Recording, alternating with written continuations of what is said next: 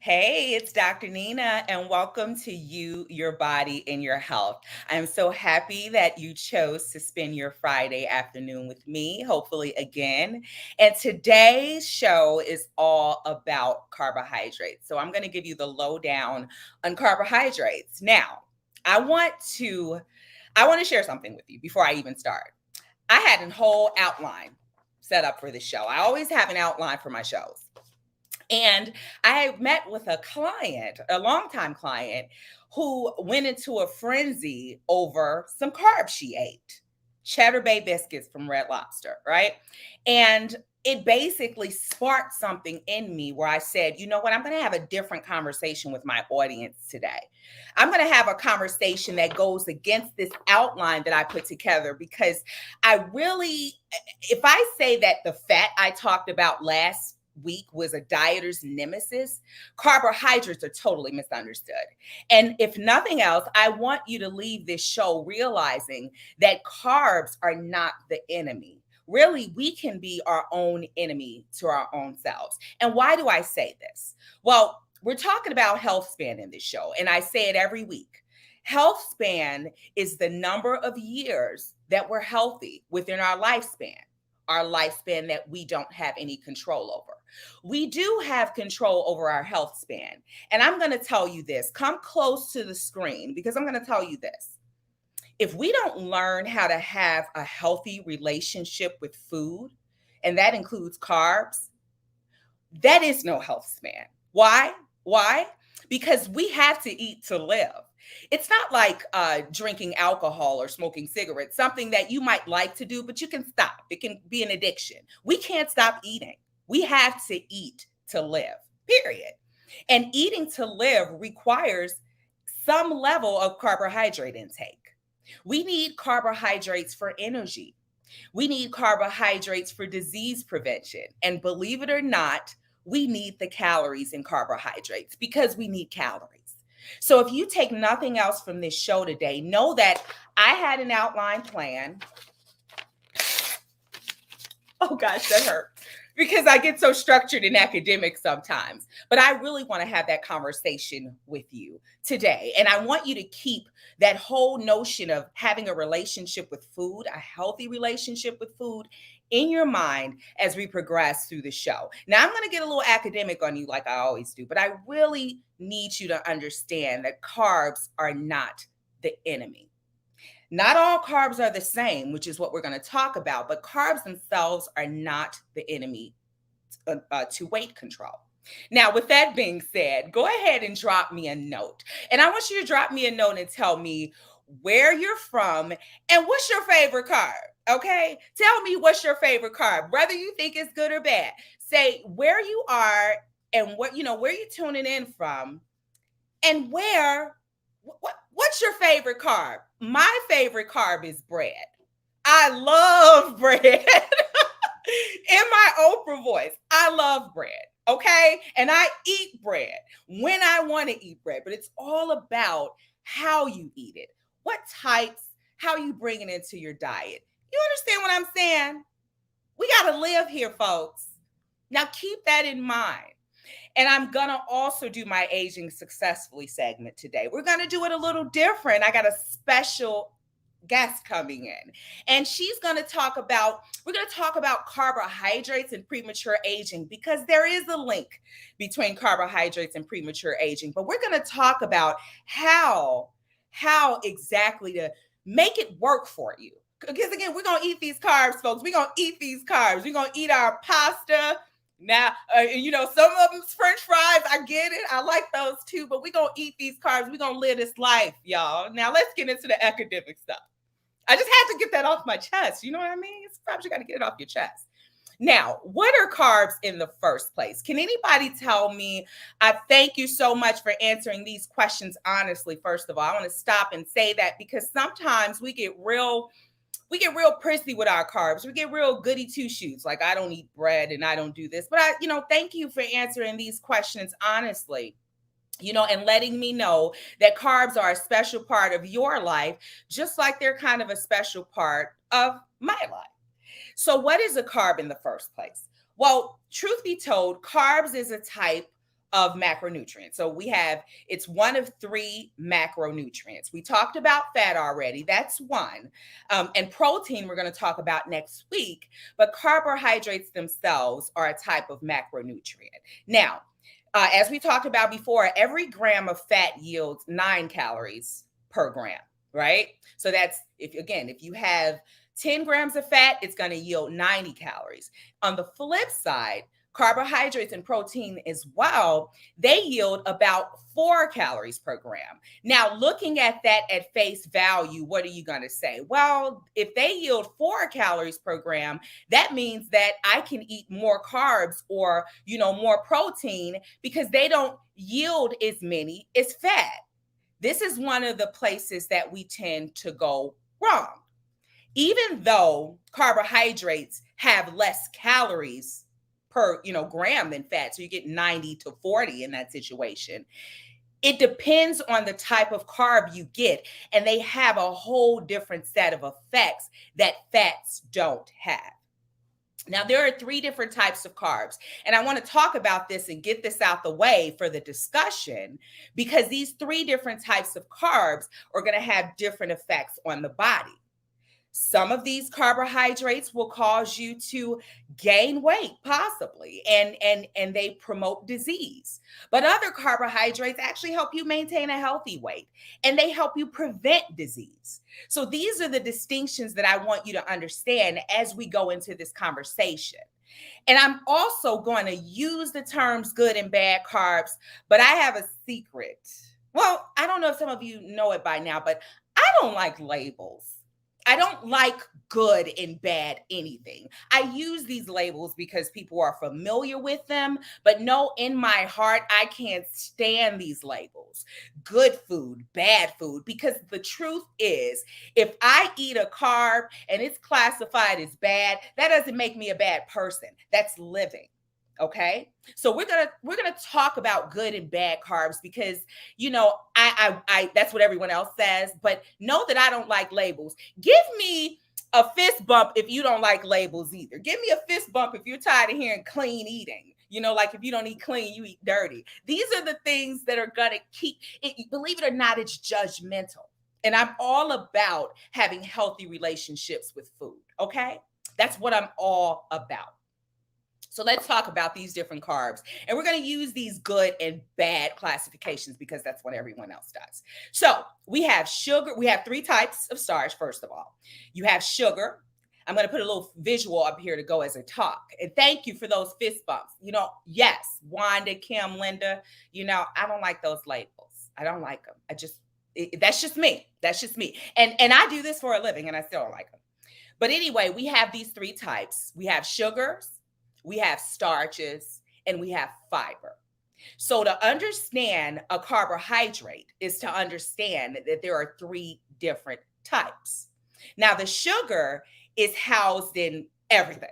Pretty much everything we eat today that's considered a carb, specifically if it's in a box, has some level of sugar. Even vegetables, which are typically, viewed as, not really the sweet things, they have a certain level of sugar as well. So my diagram is going to go up here and show you kind of in some of the simple ways, but I'm going to talk about, you're going to see a bit of overlap. So we have sugar in fruits. That's the place that we're going to see them from a produce standpoint a little bit more. There's fructose, which is called fruit sugar, and that's housed in fruit. You have your basic sugar, which you see in the cubes on the left. Those sugar cubes, that's the purest sugar, that we see in everything we eat. It's added to the foods. It's in those donuts, which are rich in sugar. It's in everything we eat for the most part. You have milk. Milk has something called milk sugar, which is lactose. You have some of that. And then you have honey and your agave and your maple syrup. Now, as we'll talk about during the show, these sugars do respond a little different than other sugars in the body. But what I need you to understand is whether it's fructose, whether it's lactose, whether it's regular old cane sugar, it is a sugar. It is a sugar and it can affect your body when consumed too much. Now, what about those starches? Starches are broad. Some starches are vegetables, some starches are beans or legumes. So those are your beans, peas, and lentils. But what we always call starch is going to be what? Pasta, bread, all the stuff that we really guilt ourselves into eating or out of eating. That's the stuff that we know as starch. But as you'll see through this show, it's not that simple. There's a little bit of starch hidden in a lot of these foods that are classified as healthy. And even more, what I want you to understand is those starches, in many instances, can be beneficial. They do not all have the same effects on the body. I'll give you a good example. Beans, for instance, they have a type of starch that's actually it digests very slowly. In contrast to what we think as starch as being fast digesting, kind of closer to sugar, it actually digests pretty slowly, and it promotes a slow and steady release that's actually good for you, not bad for you. Now, the stuff on the left, that stuff goes pretty fast. It gets in the body quick. That's why people with diabetes, when they're having a hypoglycemic attack, which means the blood sugar is low, they'll eat a piece of fruit, eat a piece of candy or eat something really sweet because it goes in there and does its thing, and it does its thing fast. But if you do that starch, it's not going to do it that fast. You're going to go in there and it's going to take a while for it to get there. Even if it's a starch that's a bread or one of the boogeyman starches. Now, refined carbs, which I'm not going to have a long conversation about this, but refined carbs are a little different because they have so much sugar added. They're really not like those whole grain carbs. I'm going to give you some tips at the end for understanding, or towards the end, or even a little sooner than that, on understanding the different types, because I really want you to get it. And finally, you have your fibers, which again, I told you was overlap. So you have your fibers in your legumes. Those are your beans, peas, and lentils. Your fibers are in fruits and vegetables, and your fibers are in breads, whole grain breads. Now, there's an important point of distinction that I want to make when it comes to fiber. If you're eating fiber, you may see that some foods have natural sources of fiber, and you may see that there are some, like you might have had your fruit. Well, hopefully you're not eating Fruit Loops anymore, but no judgment. I did eat Fruit Loops when I was pregnant. But if you have some Fruit Loops, you may see, like, some brands, they may have a label on the Fruit Loops that says something like 5 grams of fiber. That fiber is added. That fiber is not natural. And simply adding a fiber to food does not make it more healthy. And I'm going to give you some tips for distinguishing between those foods. But I want you to, take a look at me and we're going to have this conversation. So let me tell you how to make these foods better. There's a trick to eating to the sugars, the way sugars work, the way starches work, the way fibers work. When it comes to sugars, for example, anytime you pair a sugar with any type of fat, that's what we talked about last week, or any type of protein, it's going to slow the digestion of that sugar. And that makes that sugar. So first, we want to start with a high quality sugar before I even start. That doesn't mean get some a sugar cube and put some peanut butter on it. That's not what I'm talking about. I'm talking about getting your piece of fruit and putting a little nut butter on that fruit. Or, eating something that makes, like a serving of nuts with your fruit, or some seeds with your fruit. Or yogurt, right? All these different ideas, because the goal is to take that simple sugar, that simple fructose, and slow down that digestion. So what did I just tell you? That was a quick little trick for eating carbs in a healthier way. I should never see you just eating an apple. I should see you eating an apple with a serving of nuts or some nut butter or something like that. I should never just see anyone adding honey to coffee in droves. That's another part, overindulgence. If honey is better for you, and I'll say why. Honey has more phytonutrients in it than sugar, and that actually slows the digestion. Those phytonutrients are plant-based. And this is why honey and agave, that's why these things are just better. But at the same time, just because it's honey, that doesn't mean that you add 4 tablespoons when you would not have added 4 tablespoons of sugar, real sugar. These are the kind of tips that I'm talking about and I'll be talking about. Do you understand what I'm saying? This is not carbs being a bad thing. This is us. This is our behaviors. And one of the things that drives our behaviors, that's what happened with my client this morning. One of her biggest issues, and she doesn't mind me talking about this, one of her biggest issues is she's one of those people, and I know you've heard this before or done this before. I'm never eating another piece of bread again. She says that all the time. And every time she goes to Red Lobster, she gets a Cheddar Bay biscuit, then gets 2, then gets 3, then gets 4, and then calls me. And this is because you said you never eat another piece of bread again. Now, I'm not saying that Cheddar Bay biscuits are a good carb, but I'm just saying, stop saying that. You can even tell yourself, when I go to Red Lobster, I like to enjoy a Cheddar Bay biscuit or 2. Won't you feel better if you do that? Because you're no longer depriving yourself of something. It's like we're in this constant punishment when it comes to carbs. Just tell yourself, I'm not going to eliminate that carb. I'm going to do it better. And yes, you can have an apple with hummus, Vicky, because that's a good fat. And if you like that hummus with that apple, enjoy it that way. And any sugar that apple has, coupled with the fiber in the skin of the apple, which also slows it down, right? The fiber slows it down too, which is my next point. Yes, that makes a healthy snack. So I'm going to give you a tip on sugar, and then I'm going to give you some more tips on fat or on starch and fiber as well. When it comes to sugar, well, I'll talk about quality carbs first. I want to give you this key takeaway. We're going to jump right into this key takeaway. Again, I am not working on my outline anymore, folks. I am talking to you because I want you to get what I want you to get out of this. And I want you to walk away feeling empowered. So I got a third visual to put up here for you. I honestly don't do this all the time. I usually wait to give some of my key takeaways to the end, but I want to jump into them now and have this conversation. Quality carbs generally contain a few things. You notice I said quality carbs and I really say good this time. I said that for a reason. A quality carb generally has 3 things in common, and you keep this in mind as you choose your carbs. The first thing that it has in mind, a quality carb, when you're looking at these food labels, I'm sure you've seen that before. I'm not going to tell you to count carbs yet, and I'm going to tell you why. First, look at the sugar. Look at your ingredients panel, which is not pictured here too, but that's the little box that's usually on the side or under the label. It'll say ingredients.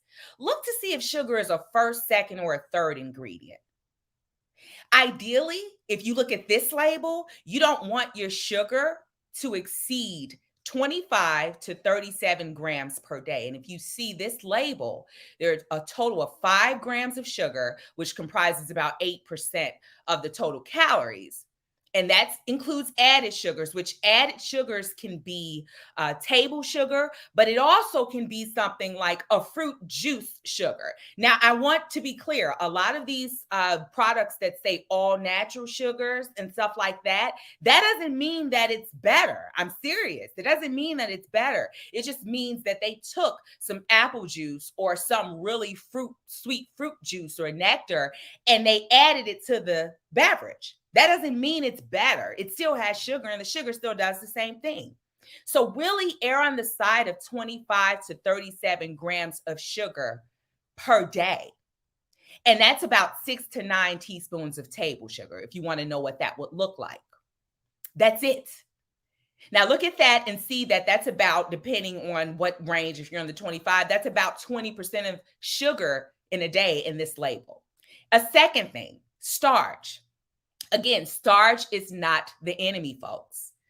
It's not the enemy. Healthy starches digest slowly because they have that extra fiber in them too. That's your corn. That's your whole grain bread. And also, I want to make a note about whole grain foods. Make sure they're 100% whole grain.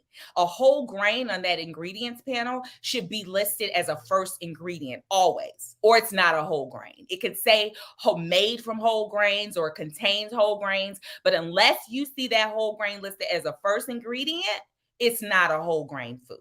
Look for that Whole Grains Council logo on your product packages. That helps. And fiber, which is also on this label. Notice that it's 7 grams of fiber here. Now, we don't know where that fiber comes from. When I look at this label, we don't know where that fiber came from, but I would guess that it was a naturally fiber-rich food because it's 7 grams of fiber and the sugar is relatively low. I'll talk about that again in a second. No, let me talk about that again now. Many highly processed snack bars like those granola bar cereals, even some of the healthiest cereals, I will not put them on blast. They know who they are. And beverages on the market, they contain those added fibers. And sometimes it's a lot, like 8 grams or something like that. Again, simply adding fiber to a food does not make it healthier.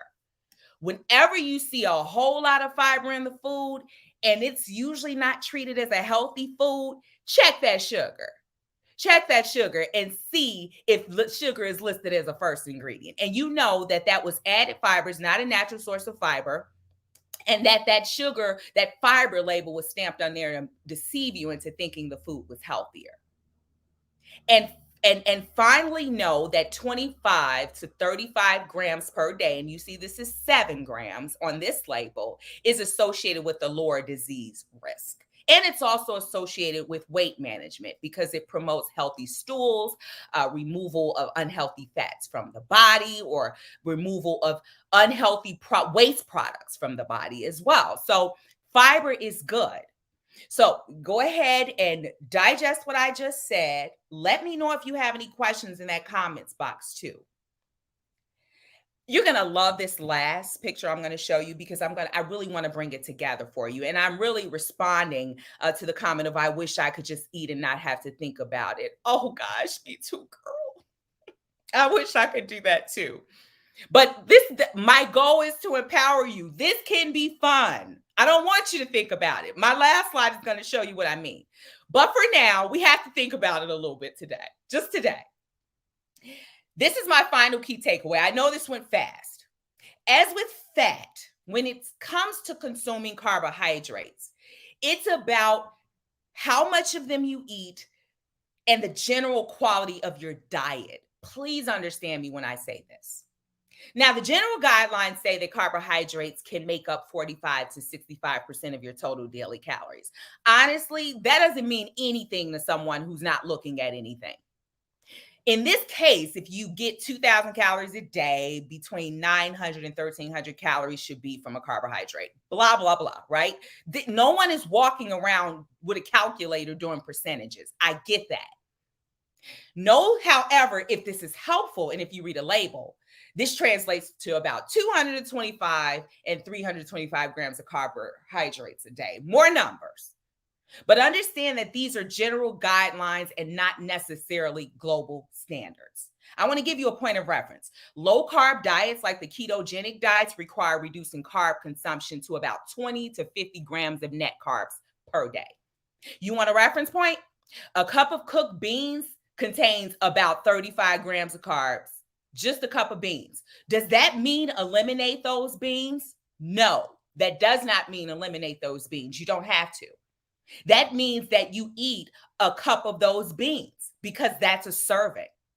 A medium banana contains about 27 grams of carbs. If you're trying to lower your carb intake, does that mean you eat put 2 bananas in your smoothies? No. That means you eat that one banana in your smoothie, and that's a serving, and that counts. Sometimes it's about moderation as opposed to elimination. Low carb diets are doable, honestly, and they work. You lose a whole lot of weight. But are they sustainable in the long term? Are they sustainable? Because at the end of the day, choosing your carbohydrates and all your other nutrients and eating them wisely is what matters. So eat food. Eat food. If you look at that figure I just showed, you got to eat food. And if you're eating in sensible amounts, you don't have to worry about all these numbers, all these grams, all this stuff. You don't have to worry about that. Now, I hope that I empowered you. Give me a wave or a love or something. Give me a comment and let me know if you feel like you can go eat something. And I'm going to follow this up. I'm actually going to follow this up with an article because I think we need it. And I'm also going to probably follow it up with a video because I understand the frustration of not knowing how to eat. Yes, eating Greek foods is wonderful. Absolutely. That's a Mediterranean eating style. Just be careful with that pita bread. Just be careful with that pita bread. So I'm going to move on to the Aging Successfully segment now because I do have a special guest who can join in on this conversation because we know that carbohydrates have been linked to premature aging, right? So too many carbs, too many of the bad carbs have been linked to premature aging, as bad fats, I said that bad, have been linked to premature aging. But there's a special guest right here, Miss Dr. Monique, who eats a lot of carbs because she's veganish. And we want to talk to Dr. May and see how does she balance that all? Because if carbs are linked to premature aging, how does Dr. Monique stay so beautiful? And she eats carbs. So this is Dr. Monique, host of the show coming up, Veganish, on blackdoctor.org, and she's going to join me. First of all, I'm going to let you talk. I'm done. Answer that question for me first. How do you stay so beautiful eating carbs? Well, Dr. Nina, that's not fair for you to put me on the spot like that. But thank you so much for letting me have some of your precious airtime. I so appreciate it. Everybody, just real quickly, I'm Dr. Monique. I'm a board-certified family physician known as Physician in the Kitchen. And through my online cooking classes and this soon-to-be segment on blackdoctors.org, I help busy households enjoy healthy eating without impacting their hectic schedules. To answer Dr. Nina's question, first of all, I just have to say, I was sitting back here like, yes, tell him. I mean, brava. I even learned something today, so thank you for that. You know, as a practicing physician, I've practiced for over 20 years. And I've never been one to say, well, you can't eat this, you can't that you need to eliminate all these food groups. I've never been that person. Because to me, I don't think that's compatible with life. I know I can't do it. So I always recommend, just like you just said, things in moderation and knowing the quality of what you're eating. So to answer your question, how do I eat carbs? I try to eat the best carbs. And some days it's a struggle. I'm very transparent about that. And that's what we're going to get into in my show, Yes. Vegan-ish, because I want to bring the viewers along on my journey of transitioning to a more plant-based diet. So, I've been blessed to have 51, turns around, rotations around the sun, around the earth, or whatever. Stop. Did y'all hear that, folks? 51 rotations, and she eats carbs. I'm about to have my half birthday soon. And so I want to have another 50, right? And so to do that, I want to fuel my body with the best energy and the best sources of energy that I can. So yeah, you hit the nail on the head. Those complex carbs, the ones that your body has to work to break down. When you just eat those simple carbs, those simple sugars, there's no work for your body to do. So that stuff just sits there and it gets to those thighs, right? That's right. That's right. So what they say, anything worth having is you got to work for it. Well, the same thing with those carbs. Put your body to work working on those carbs. That's right. That's my general approach, but we'll definitely get into more details on the show. I am so excited about this Veganish show, y'all. And you know what I love about Dr. Monique's premise? What she said, she is transparent. She's not going around saying, I'm vegan. Because what do you enjoy your chicken from time to time and your fish, right? I do. But it's getting less and less though. But you know what? That happens. I actually had a vegan lifestyle, and notice that I said a vegan lifestyle. I don't like labels at all again. So I said I had a vegan diet, but I did it for 3 years. It was really for experimental purposes. I wanted to see, if I could do it. And it ended up lasting for 3 years for the exact reason you're saying. The food got really good. And I was like, and I'm not talking about junk food vegans. Dr. Monique is not a junk food vegan. That's getting everything in a box. That's buying just everything just because it's not meat. We're talking about eating real plant plant-based foods and experimenting with them. That is what it's all about. And I love the fact that Dr. Monique plays around in the kitchen, but she might have that little yard bird just a little bit from time to time. And just a little seafood from time to time, because that's what it's all about. So, Dr. Monique, before we end, because I'm already a little over, tell us when we're going to find Veganish, what time, what's the place, give us the tea. All right. Well, thank you all again for letting me be on here. But if you want to hear more, join us this coming Tuesday at 8 p.m. Eastern time. So 8 p.m. Eastern. I'm on the East Coast. So Eastern time, we're going to get into all the tea. We're going to talk about it. And we're going to get a little bit into my story of who I am, how I got into this, why I'm doing this. And like I said, I'm going to bring you along on my journey, kicking and screaming, whether you want to go or not. Love it. That's what I'm talking about. It's all about our own personal journeys. Also understand that Dr. Monique is veganish. I'm eating-ish. I eat everything. And I've done it all. But at the end of the day, it's all about doing what works for you. And that's the message that I want to get. So thank you for joining me this afternoon. As always, you can find me at That Salad Lady on everything. TikTok, Facebook, Twitter. Instagram is a little different, that.salad.lady, but visit thatsaladlady.com, because honestly, That Salad Lady, the whole brand is all about creating confident eaters for lifelong wellness and really building healthy relationships with food. If you want to see what those connections should look like, look at some of our recipes. It's not the kind of salads you think they are. Check that out as well. And next week, we're all about protein. That's it for the macronutrients. We're going to sum it all up next week, finish it up with protein. So be sure to join me then.